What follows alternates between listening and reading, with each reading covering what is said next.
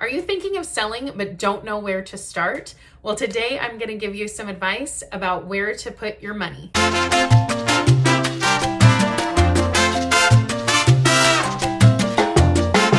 Hi everyone, Brittany with Brittany Hannon Real Estate, and today we're talking about how to get your home ready to sell. There are some things that you can do to spend a lot of money, and there are some things you can do to not spend too much money. So today we're going to talk about some of those things in the middle, spending a little bit of money, not a ton of money. And so I hope you're ready to get started. Before we get started, be sure to smash that like button, hit that subscribe button and the notification bell so you get notified for videos just like this as soon as they come out. Now let's jump right in. One of the first and easiest things that you can do to make your home more sellable is to get more light bulbs. Make sure that every light in your house works. And if you have certain areas of your house that are really dark, or you just have some missing light bulbs, make sure to get those filled. Buy a new lamp, get something in there, because light makes everything look a lot bigger. So you want to make sure that everything that you're doing makes it light and bright and makes everything look bigger. The next thing I would recommend is getting a deep clean. You want to make sure that your house is pristine. It doesn't have any weird smells. You get some stains removed. The windowsills are cleaned. Make sure that you bring somebody in. I would recommend to hire a professional for this, just because you have enough stress going on already. If you're thinking of listing your house for sale, there's so many things that you have to do with that. Let this be one that you take off your plate. You definitely still have to do it, but I would say hire a professional for that. One of the easiest things to do is declutter your home. When somebody walks in and they see a house full of knickknacks or random things on the walls or in the cupboards or on the cabinets or wherever, it just feels like this is a small house and I'm not going to have room to put my stuff. So you want to make sure that you're decluttering. This includes inside the closets. This especially includes in the master bedroom, because you want your master bedroom closet to feel really large, even if it's not as large as you were hoping for it to be. The next recommendation is to call a handyman. Make sure that you get all those little things that you've been meaning to do and putting off for years. Make sure that you just check those all off the box and make sure to get those done. Those little things, if somebody opens a cupboard and it falls off in their hand, they're going to think, wow, what else is wrong in this house? So if you just get those little things taken care of, there are some things I'm sure that will come up in the inspections that they're going to be focusing on more than these silly little things. So you want to make sure to get those taken care of. I would say if you're selling something that's more of a fixer-upper, I wouldn't touch anything.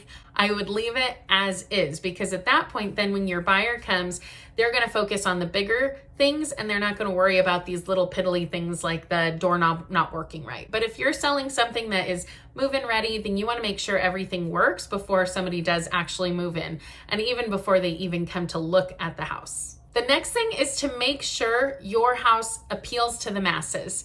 If you have really strong, vibrant colors in your house, you're going to want to tone those down a bit. So you're going to want to paint the walls before you take professional photos and before you start having open houses and people coming to look at your home. I know it's usually something that is really specific to the seller, but once you move out of that house, you're not going to care anyway. You're going to be able to paint your bedroom bright orange if you want to again.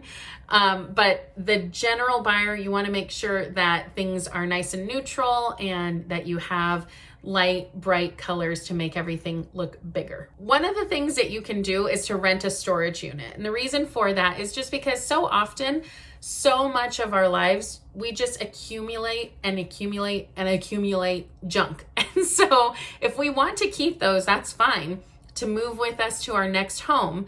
But when people are coming to look at your home, you want to make sure that that is put away.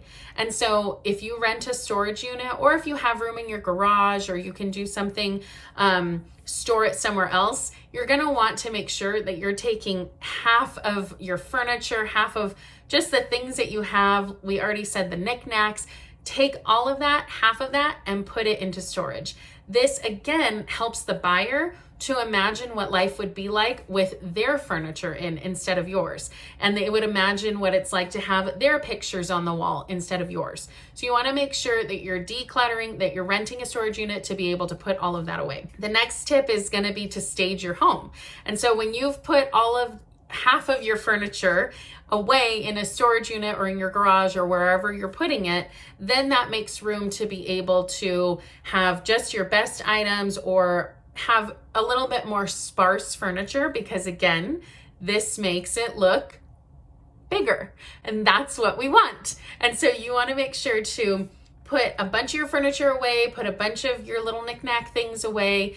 If you have an overabundance of end tables and coffee tables, put those into storage. You can take those with you to the next house, but for this process, we want to put them away. The last thing is to really depersonalize your home. I know we just love seeing pictures and all of the adorable pictures of kids and families and all of that. But the reality is that somebody walking into your home, a buyer walking in, wants to be able to imagine their life there, not your life there.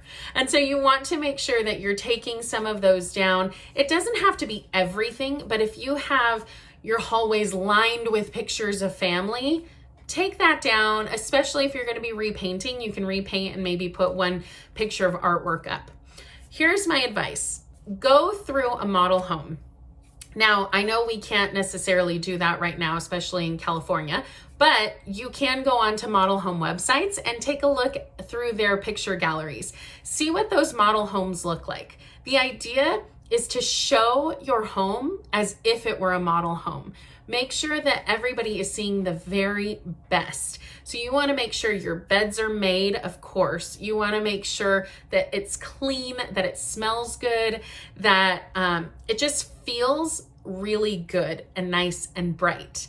Because again, brighter equals bigger. It feels bigger. So even if you don't necessarily want that for your next home, when you're trying to sell your home, you're going to get top dollar if they feel like they're walking into something that feels like they can breathe and they can stretch their arms. You're definitely going to get a lot more bang for your buck if you're focusing on the end buyer. You're not focusing on what you like or your personal tastes, because I know some people don't love that neutral.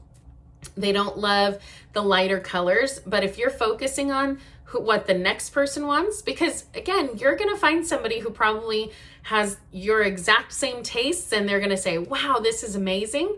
But that is not the general public. And you want to have the biggest pool of buyers that you can. You want to have tons of options so that you get tons of offers. So that's it for today's video. Thank you so much for joining us as always. Remember to like and subscribe so you get new videos just like this as soon as they come out, and we'll see you in the next video.